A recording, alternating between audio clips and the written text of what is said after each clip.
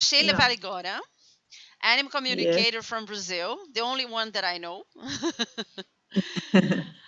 I think you were the first animal communicator from Brazil, Yeah. and maybe the only Yeah. one, but are there others? I was the first, but I launched a school. I have a school now where I prepare people to be professionals. So last year, the seven first professionals were graduated in the school. Mm. And before that, no, there were no one else. How did you start Just, animal communication? What happened? How did you yeah, become? I was in an ashram in the United States, and there was a bookshop there, and I found a Penelope Smith book. And I was very surprised when I found her book because, you know, when you open a book and you start reading and you think, oh my God, this is what I have been doing and this is what I love. So I contacted her, and there was nothing here, not even in Brazil, not in South America, nothing. And I asked her if I could go and do her courses. So I went to the United States and I did her courses. And then I went once to Germany. She was doing an advanced course. And in 2004, Editor House contacted me. She said, oh, we would like to know if you can do the introduction to a book of an animal communicator. And I thought, oh my God, yes, of course. Who is it? And it was Penelope's book. She was being translated to Portuguese. So she came to Brazil, and then Wow. she officially authorized me to start teaching. That's when I started to teach officially in 2004. But actually, I was teaching a little bit before that, without her bless, without her blessing. That was how it started. But the teaching and the studies, that's how it started by her book that I found in the United States. And Yeah. and since then you've been working as a professional animal communicator. Do you like it? Well, Kathy, I really love it. You know, I recognize this as my life work. I really love it. The thing is that in Brazil, I thought it would be a pioneer work, but it was way, way more than that because it was really difficult. It was like putting seeds in the desert, really, really. That was my experience, my personal experience. Maybe if it would be someone else with a different story, it would be different. But that was because the veterinarians, they were putting me down. They said, this is, you're kidding. You're not serious. We don't accept this because you're making this all in your head. You're crazy. And the worst thing for me is that my colleagues, the veterinarians, they wouldn't come to the courses, and they would break the relationship with me because they were offended. They thought it was an offense. And for the people, it was very much in the beginning, people didn't believe. So Rupert Sheldrake came to Brazil, Oh, and he was, yes, he came here several times because he was invited in the big events. So I met him, and he was so happy. He said, Sheila, I can't finance a research. Please do a research, and I can have them, I can give you the money. He was so happy that someone would do this. mm. So he suggested a research with parrots Ah, because he was having experience with parrots. But in Brazil, parrot talking is a joke. So can you imagine? Yeah, so it was more of putting me down. So it was really difficult in the beginning. But now many more people were talking about it.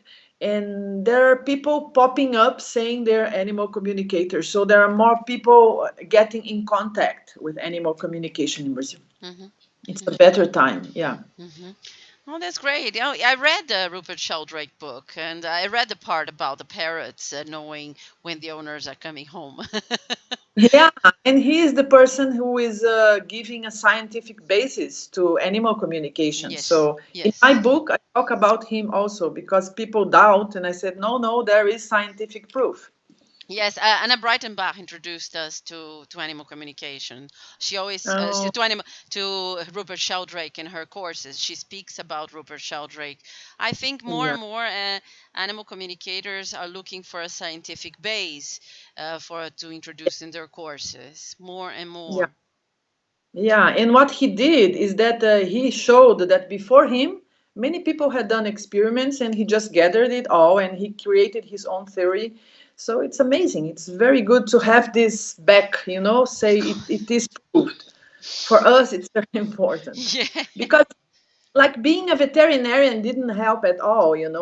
It was worse, even worse. If you were a veterinarian, how can you talk about it? Mhm. It was like that. I didn't know you were a veterinarian, and it's surprising. It's surprising that uh, normally you find people who do animal communication are very from Yeah, yoga, yeah, spiritual, but it's yeah. the first. I didn't know you had. You are you still a No, veterinarian? yeah, I'm still a veterinarian. I'm a holistic veterinarian. Great. And when I did my courses with Penelope in the States, she was also surprised. She said, no veterinarians come. No. But Yes. now I just gave a course in Rio de Janeiro, and most of the people were veterinarians. But Great. Reiki, acupuncture, homeopathy, they're all holistic veterinarians. It has been changing a lot. It's Great. amazing. Yeah. Yeah, as I remember when homeopathy came to Brazil, much before Greece, in veterinary, I Yeah. mean, much Yeah. before Greece and any other country. It came first to Brazil, to São Paulo, and then I heard about homeopathy, and I said, they're doing homeopathy with animals in Brazil? That's impossible. You are also doing quantic healing now with Wow. animals. Yeah, Wow. they have a course of quantic healing for animals. It's such a big change. So good for the animals, and for animal protection and animal welfare. It's amazing. Yeah. Also, Yeah. because you can see the results first in animals, it's very quick. It's very It's quick with very, animals. yeah. Yeah. So it's a blessing. I think my work is really a magical thing. I Great. when I talk to the students, I say, you're getting into a magical world. This world when you're a child, when everything is possible. I think to have this vision that everything is magic, everything is possible. And in animal communication, it's like you said, it's just like this. You see the result. It looks like magic to the adult. Yes. And Yes. it is. It is an expansion of consciousness. And Mm. what I think is important, Kathy, is that when I work with animal communication, the spiritual vision is very it's very inside my work. Mhm. You Mhm. know, it's Mhm. not only about results or getting closer to the animals, but it's Mm. changing the human consciousness. I think this is the point. This is the most important for Mhm. human consciousness. Mhm. Mhm. Yes, animals teach us so much. Could you say a little bit? What have you learned from animals? So you've been doing it since 2004, Yeah, officially since 2000. officially. I started with Penelope in 2001. Uh-huh. But before, what happened is that in the university, when I graduated, people noticed and they told me that my work was different because I was not conscious. Because when I approached an animal, I was always talking to the animal from a distance. Mhm. I introduced myself Mhm. and I asked for permission to get closer. Mhm. Mhm. And even animals who were very, very, they considered dangerous animals, I could approach and I Mhm. could get closer because they just didn't do anything to me. But I was not conscious. Mhm. So I have been doing this since a very early age. And animals, Ah, when you okay. very early. I Mhm. started talking to the animals when I started talking. It was very early. Mhm. Mhm. And that's some, okay. No, and what have you? So you started before 2004, before the Penelope Smith. Oh Uh, yes. Oh yeah. What have I learned from Yes, them? yes. It's so since it's like your whole life. What have you learned from animals? Okay, 1,000 things, but let's say something very important for you, something that really hit you, that surprised you. Yeah, the most important thing I think that we are looking for this our whole lives is that we feel that there is no barrier. Mm. There is no separation between me and you. And this is an experience I try to pass to people, to transmission to people, because since a very early age, when I am with animals, I feel there is nothing between us. Mm. So this is the first major thing that the animals brought to my life, is that they brought me the experience of union. Mhm. And they have been emphasizing this. Once I had an animal who moved to my house. The neighbor was doing something in his house, breaking everything, transforming the house, and the animals had no containers. And they came to my house. They adopted me. They moved out. They moved. The neighbor was so angry. I said, I didn't do anything. They just like me. And I'm taking care of them. But then they came back to the house. But one of these animals, he told me something that I never forgot. He said, you are seeing yourself as the drop. She told me clearly, you see yourself as the drop, but actually you are the ocean. She Wow. told me with, yes, you are not the drop, you are the ocean. So Wow. she was reminding me of the experience of being united to the animals. Mhm. Because in my feelings, I was united, but sometimes in my mind, I was not. I was feeling separated Mhm. sometimes in my mind. Mhm. Mhm. So I think this was a very big experience. Another experience that the animals, another lesson that they are always teaching me is that they don't retain the sadness or the anger. Like when a human being offends you, you never forget. Oh, this person, she was bad to me. But the animals, they have this instant forgiveness. Mm. Mm. They're always in the present moment. So I think this is a very important lesson for me, that Mhm. I'm always being reminded, because even if you yell at an animal, or if you're angry at an animal, in the next instant, he's loving you again, the same. Mhm. Mhm. Yeah? Mhm. He's not telling you, oh, just because you were bad to me, I am bad to you also. No. So this is the forgiveness lesson, the no barrier. Beautiful. It's, I think, this precious lessons for humans being, because we strive the whole life and we don't learn these basic lessons. They are here with us, solved these problems, they have solved. Yes. They are Yes. always in the present moments, they are always loving beings, and that's Mm. what we need, just that. I find most that they embody, they're like they say in the sutras, they just as observers, they are just neutral. They don't have this hate or this, oh, Yes, okay. let's see what's next.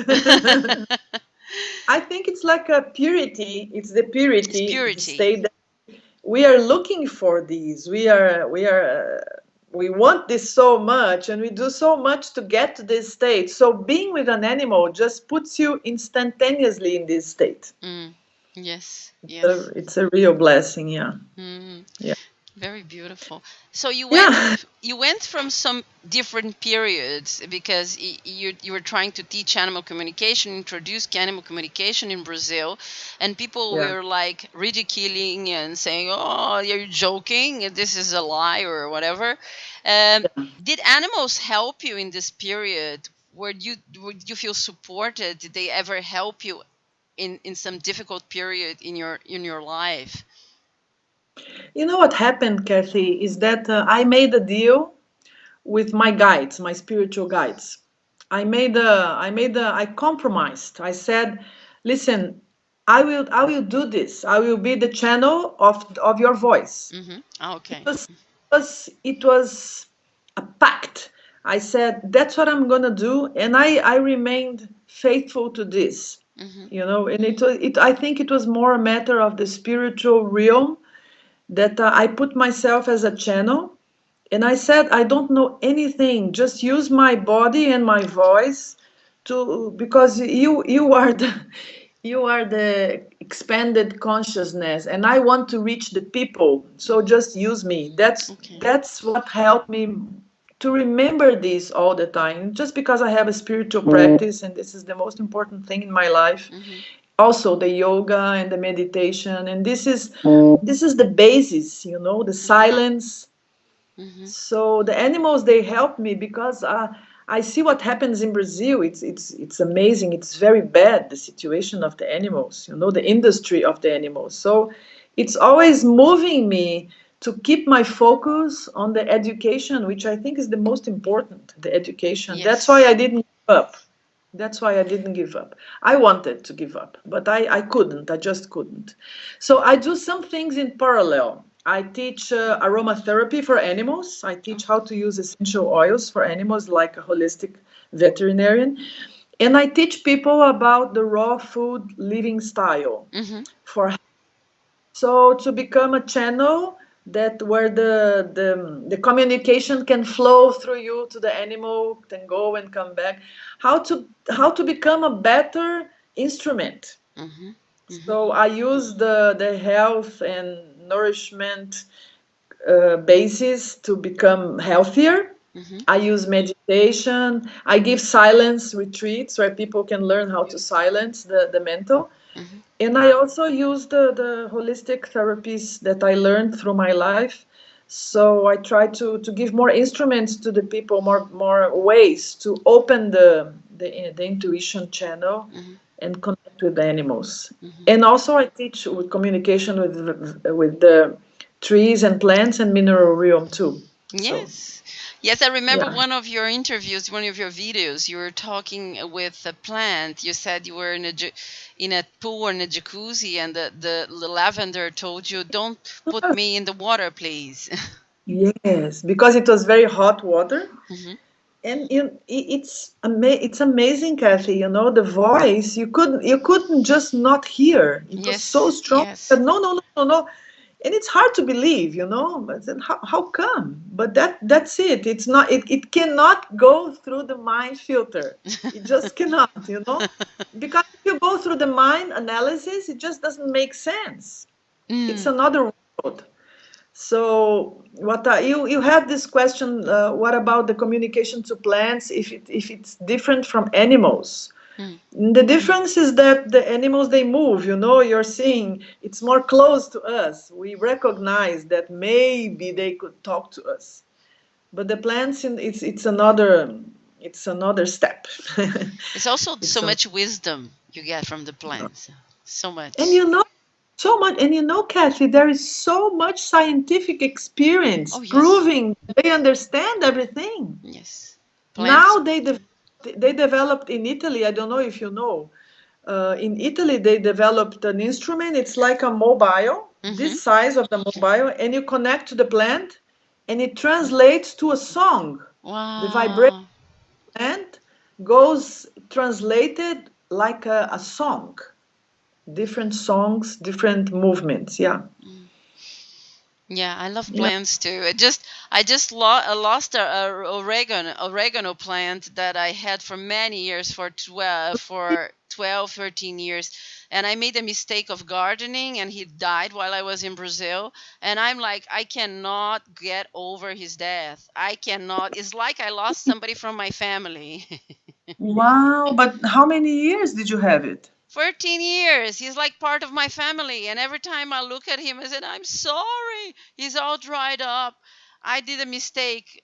I did a mistake for gardening. I cut something that I shouldn't cut. The main root. Wow. I was just cutting the ends of the roots, and I cut the root that I shouldn't, because I'm not very good for gardening.